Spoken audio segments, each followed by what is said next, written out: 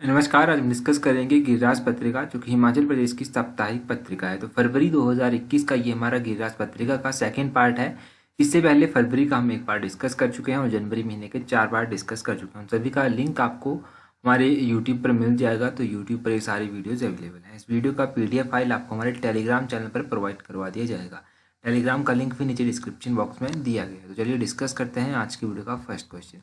सबसे पहला क्वेश्चन यहाँ पर देखिए जो हमारे पास दिया गया है। यहाँ पर कहा गया है which of the following statement is correct. कुछ एक स्टेटमेंट्स हमारे पास दी गई हैं, इनमें से बताना है कि कौन सी स्टेटमेंट सही है। सबसे पहली स्टेटमेंट में कहा गया है Himachal Pradesh becomes first state to implement e cabinet. तो ई कैबिनेट को लागू करने वाला हिमाचल जो है वो देश का पहला राज्य बना है। दूसरी स्टेटमेंट में देखते हैं क्या कहा गया। दूसरी स्टेटमेंट में कहा गया है the Himachal Pradesh Vidhansabha has India's second high tech paperless assembly with the implementation of e Vidhan system. एक तो ई कैबिनेट की यहाँ पर बात की गई है और दूसरा बात की गई है ई विधान की। ठीक है, ये ई विधान जो था ये काफ़ी पहले ही लागू कर दिया गया था और ई कैबिनेट जो है वो अभी लागू किया गया है। अगर इन दोनों ही स्टेटमेंट्स को देखेंगे तो पहली स्टेटमेंट तो बिल्कुल सही है। ये स्टेटमेंट सही है कि ई कैबिनेट प्रणाली को लागू करने वाला देश का जो है हिमाचल पहला ऐसा राज्य बना है। और दूसरी स्टेटमेंट जो है ये सही नहीं है कि हिमाचल प्रदेश जो है वो दूसरा ऐसा राज्य है जिसने high tech paperless assembly with the implementation of e Vidhan जो है वो लागू किया है। तो हिमाचल पहला ऐसा राज्य है, सेकंड नहीं, यहाँ पर फर्स्ट होगा। हिमाचल पहला ऐसा राज्य है जिसने ई विधान सिस्टम को जो है वो लागू किया है। तो option A only one statement जो है वो सही होगा। ठीक है, ये आप याद रखिए। ई जहाँ पर भी लग जाता है किसी भी चीज़ के आगे, जैसे ई कैबिनेट हो गया, ई कार हो गया, तो वहाँ पर मतलब होता है कि इलेक्ट्रॉनिक वे से जो है वो काम किया जाएगा। वहाँ पर ज़्यादा फिजिकल अपीयरेंस नहीं होगी। जैसे ई विधान आ गया तो पेपरलेस काम किया जाएगा, इस तरह से बात आ गई। तो ये आप याद रखिए कि इलेक्ट्रॉनिक वे से जो है वो काम किया जाएगा और कुछ ज़्यादा याद रखने की ज़रूरत भी नहीं है। अगला क्वेश्चन देखते हैं। ट्रेनर पर ट्रेनी फॉर ट्रेनिंग अंडर मुख्यमंत्री ग्राम कौशल योजना। हिंदी में समझिए, अच्छे से समझाएगा। मुख्यमंत्री ग्राम कौशल योजना में प्रशिक्षक को प्रशिक्षण देने के लिए प्रति प्रशिक्षु कितनी राशि दी जाती है। यानी कि जो एक टीचर है एक बच्चे को पढ़ाने के लिए कितने पैसे जो है वो दिए जाते हैं। तो इसमें जो है वो एक प्रशिक्षक को जो है प्रति प्रशिक्षु 1500 रुपया जो है वो प्रति माह दिया जाता है। ऑप्शन बी जो है वो सही आंसर है। अब यहाँ पर समझिए कि ये जो मुख्यमंत्री ग्राम कौशल योजना है इसमें होता क्या है। काफ़ी इंपॉर्टेंट योजना है। तो मुख्यमंत्री ग्राम कौशल योजना के अंतर्गत जो है जो प्रशिक्षक है जो ट्रेनिंग देगा उसको जो है वो प्रति प्रशिक्षु प्रति माह जो है वो 1500 रुपया दिया जाएगा। और इसमें लिमिट रखी गई है कि वो 5 प्रशिक्षुओं को ही ट्रेनिंग दे सकता है। तो ये भी इसमें एक लिमिट रखी गई है। और जो प्रशिक्षु है जो सीखने वाला यानी कि जो स्टूडेंट है उसको भी जो है वो पैसे दिए जाएंगे। उसको जो है वो 3000 रुपया प्रति माह जो है वो दिया जाएगा। ये आप याद रखिए। तो गिरिराज पत्रिका में जो है ये एक आर्टिकल दिया गया था इसके बारे में। अब यहाँ पर जो है वो किस तरह की ट्रेनिंग दी जाती है वो इम्पोर्टेंट है।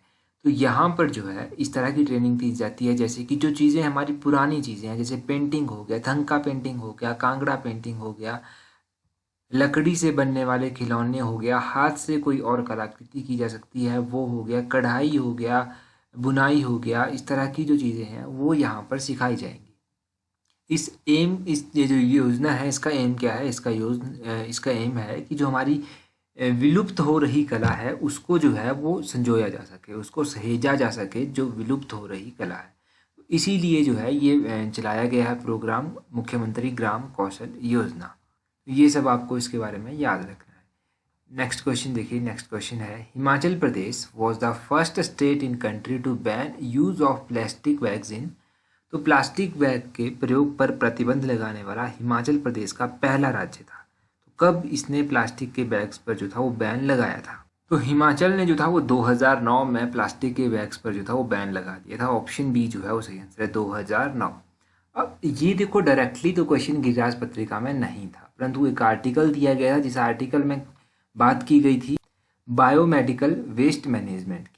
तो बायोमेडिकल वेस्ट मैनेजमेंट की बात की गई थी, तो उसी में ये दिया गया था, परंतु डायरेक्टली तो ये नहीं बताया गया था। वहाँ पर एक चीज़ लिखी गई थी जो मुझे कंफर्म नहीं हुई, तो मैंने क्वेश्चन के रूप में भी उसको बात नहीं किया। यहाँ पर कहा गया था कि हिमाचल प्रदेश जो है वो देश का पहला राज्य बना है जिसने 1999 से जो है वो प्लास्टिक के प्रयोग पर पूर्ण प्रतिबंध जो है वो लगा दिया गया है। ये बात मुझे कुछ सही नहीं लगी, नेट पर सर्च करने के बाद भी सही नहीं लगी। परंतु जो एग्जैक्ट डाटा है कि कब प्लास्टिक के बैग्स को बैन किया गया था, तो 2009 में जो था वो प्लास्टिक के बैग्स को बैन किया गया था। अब यहाँ से एक ये क्वेश्चन देख लीजिए, ये हमने लास्ट टाइम डिस्कस किया था। क्वेश्चन इस तरह से है, central pollution control board recently released biomedical waste management, what is Himachal rank. तो केंद्रीय प्रदूषण नियंत्रण बोर्ड के द्वारा हाल ही में बायोमेडिकल वेस्ट मैनेजमेंट जारी किया गया है, ये एक इंडेक्स है, इसको जारी किया गया है। तो इसमें हिमाचल का क्या रैंक रहा है, तो इसमें हिमाचल का जो था वो पहला रैंक रहा था। यही आर्टिकल जो था इसी टॉपिक को लेकर एक आर्टिकल बनाया गया था। यहाँ से मैंने अलग से कोई क्वेश्चन नहीं बनाया, बस यही बात कर ली हमने। नेक्स्ट क्वेश्चन कहा गया है, इन which year was the Gaddi community given tribal status. तो गद्दी कम्युनिटी को किस वर्ष जनजातीय दर्जा जो था वो दिया गया था। तो गद्दी ट्राइब को जो था वो जनजातीय दर्जा दिया गया था वर्ष 2000 में। ऑप्शन ए जो है वो सही है। अब इसकी बात क्यों गिरिराज पत्रिका में की गई थी, देखो गिरिराज पत्रिका में इसलिए ये कहा गया था कि क्योंकि मुख्यमंत्री ने अभी ये सब कहा। मुख्यमंत्री ने क्या कहा, मुख्यमंत्री ने कहा कि वर्ष 2000 में जो था वो केंद्र और उस टाइम प्रदेश सरकार ने जो था गद्दी समुदाय को जो था वो जनजातीय दर्जा जो था वो प्राप्त करवाया था। फिर इसी आर्टिकल में जो था मुख्यमंत्री स्वावलंबन योजना की बात भी की गई थी, क्योंकि ये सब भी मुख्यमंत्री ने कहा था। तो मुख्यमंत्री स्वावलंबन योजना के बारे में मैं आपको एक बार फिर से बता देता हूँ, क्योंकि कई बार हम इसको पहले भी रिपीट कर चुके हैं। देखो, मुख्यमंत्री स्वावलंबन योजना के अंतर्गत जो है युवाओं को स्वरोजगार स्थापित करने के लिए जो है वो 40 लाख रुपए का ऋण जो है वो उपलब्ध करवाया जाता है। इस योजना के अंतर्गत जो है वो युवाओं को 25% का अनुदान दिया जाता है, महिलाओं और लड़कियों को 30% का अनुदान दिया जाता है।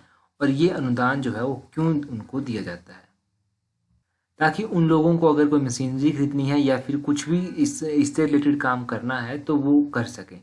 इसीलिए जो है उनको ये 25 और 30% अनुदान जो है वो दिया जाता है और 40 लाख रुपए तक का ऋण जो है वो उपलब्ध करवाया जाता है। और इसी आर्टिकल में हिमकेयर योजना का डाटा भी दिया था कि इस योजना से अभी तक जो है वो 1.50 लाख लोग जो हैं वो लाभान्वित हो चुके हैं हिमाचल प्रदेश में। और हिमाचल प्रदेश में ही इस योजना पर जो है वो 150 करोड़ रुपए का खर्चा जो है वो किया जा चुका है।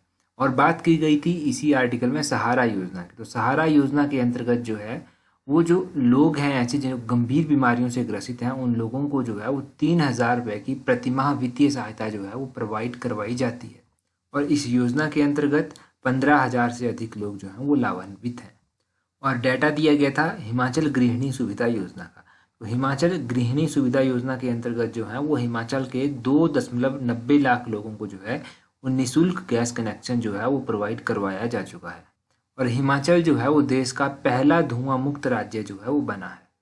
तो ये सब आप याद रखिए जो भी इस आर्टिकल में दिया गया था, एग्जाम पॉइंट ऑफ व्यू से इंपॉर्टेंट मुझे लगा, वो मैंने आपसे डिस्कस किया।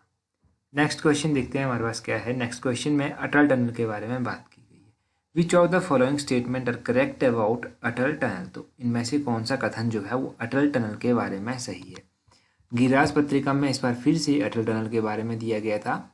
बात ये कही गई थी कि लाहौल स्पीति में जो है वो वहाँ के लोगों को अटल टनल के बनने से जो है वो काफ़ी लाभ मिलेगा, उनकी जो इकोनॉमिक कंडीशन है उसमें काफ़ी सुधार आएगा। तो इसके बारे में स्टेटमेंट्स देखिए। पहली स्टेटमेंट है कि it reduces the road distance by 56 kilometre between Manali and Leh in the time about 5 to 6 hour. तो यहाँ पर कहा गया है कि यह मनाली से लेह के बीच की सड़क की दूरी जो है वो 56 किलोमीटर कम कर देगी और समय लगभग 5 से 6 घंटे का कम कर दिया जाएगा। दूसरी स्टेटमेंट में कहा गया है कि it will also provide a strategic benefit to countries armed, यानी कि ये देश का जो सशस्त्र सीमा है, सशस्त्र सेनाएं हैं देश की, उनको जो है ये एक स्ट्रेटेजिक यानी कि रणनीतिक लाभ जो है वो प्रदान करेगी। दूसरी स्टेटमेंट तो आप आंखें बंद करके सही कर सकते हैं।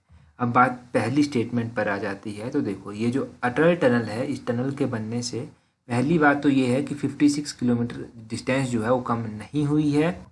तो इस टनल के बनने से जो है वो 46 किलोमीटर की डिस्टेंस जो है वो कम हुई है। ये बात आप याद रखिए। मनाली और लेह के बीच में 46 किलोमीटर की जो डिस्टेंस है वो कम हुई है और टाइम ट्रेवल जो है वो 4 to 5 आवर्स का कम हुआ है। ये दो चीज़ें आप याद रखिए। अब अटल टनल के बारे में बात कर लेते हैं। देखो, ये जो अटल टनल है इसकी कुल लंबाई कितनी है, इसकी लेंथ कितनी है। तो इसकी लेंथ है 9.02 किलोमीटर। ठीक है, 02 किलोमीटर इसकी लेंथ है। और अगर बात करें कि ये इसको कब ओपन किया गया था, तो इसको 3 अक्टूबर 2020 को ओपन जो था वो किया गया था प्रधानमंत्री श्री नरेंद्र मोदी जी के द्वारा। इसका काम स्टार्ट कब हुआ था, तो 2010 में जो था इसका काम स्टार्ट हो गया था, ये भी आप याद रखिए। इसमें जो गाड़ियों की स्पीड है वो कितनी लिमिट की गई है, तो स्पीड लिमिट यहाँ पर है 40 से 80 किलोमीटर पर आवर। ये आप याद रखिए। इसकी जो विड्थ है, इसकी जो चौड़ाई है वो कितनी है, तो चौड़ाई इसकी 10 मीटर है।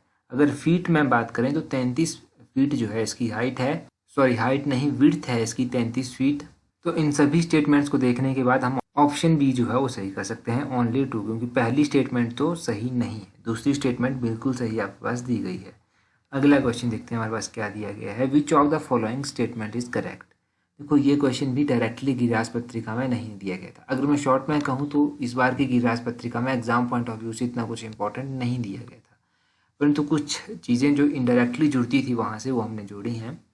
अब देखो यहाँ पर बात की गई है कि इनमें से कौन सा कथन सही है। पहला है कि Gobind Sagar lake is a man made reservoir built in 1976। Gobind Sagar झील जो है वो 1976 में निर्मित की गई थी और ये एक मानव निर्मित झील है। दूसरे में बात किया गया है कि पोंग डैम लेक जो है इसको क्रिएट किया गया था 1975 में। ये पोंग डैम झील 1975 में बनाई गई थी।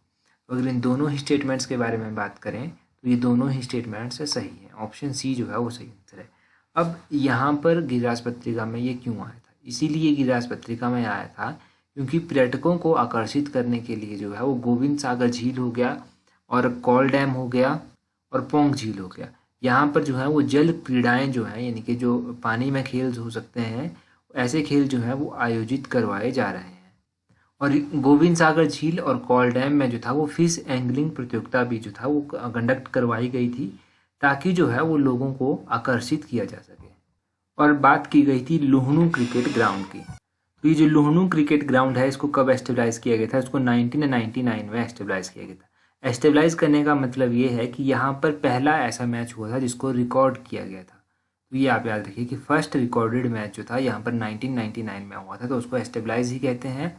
यहाँ पर जो है वो नलवाड़ी मेला भी ऑर्गेनाइज किया जाता है। तो नलवाड़ी मेला जो था वो कब स्टार्ट किया गया था, नलवाड़ी मेला 1889 में जो था वो स्टार्ट किया गया था। ये आप याद रखिए 1889 में इसको स्टार्ट किया गया था। अब 1889 में नलवाड़ी मेला स्टार्ट कर दिया गया, परंतु किसके द्वारा स्टार्ट इसको किया गया, तो इसको जो था वो डब्ल्यू गोल्डस्टीन के द्वारा जो था वो स्टार्ट किया गया था। इनका नाम याद रखिएगा, डब्ल्यू गोल्डस्टीन। ये जो थे ये शिमला के सुपरिटेंडेंट हुआ करते थे उस टाइम। तो ये सब आप याद रखिए।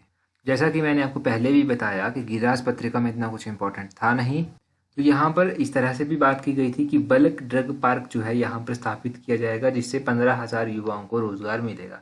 परंतु जब ये स्थापित हो जाएगा, अप्रूव हो जाएगा, उस टाइम इसके बारे में बात करेंगे, अभी बात करने का कोई फायदा नहीं। 1 लाइन क्वेश्चन जो है वो आपको फेसबुक पेज पर मिल जाएंगे। फेसबुक पर आप हमें फॉलो कर लें, फेसबुक का लिंक नीचे डिस्क्रिप्शन बॉक्स में दिया गया है। फेसबुक के अलावा आप टेलीग्राम और इंस्टाग्राम पर भी फॉलो कर लें। बाकी आप लोगों के लिए जो आज का क्वेश्चन है वो है 1500 megawatt Nautapa Jhakri project is recently in news, which of the following is executing agency of this project. 1500 megawatt Nathpa Jhakri परियोजना हाल ही में खबरों में है। इस परियोजना को निष्पादित करने वाली एजेंसी कौन सी है। ये 4 ऑप्शंस जो हैं वो आपके पास दिए गए हैं। अपना आंसर कमेंट करके ज़रूर बताएं। So that's all for today. Thank you very much.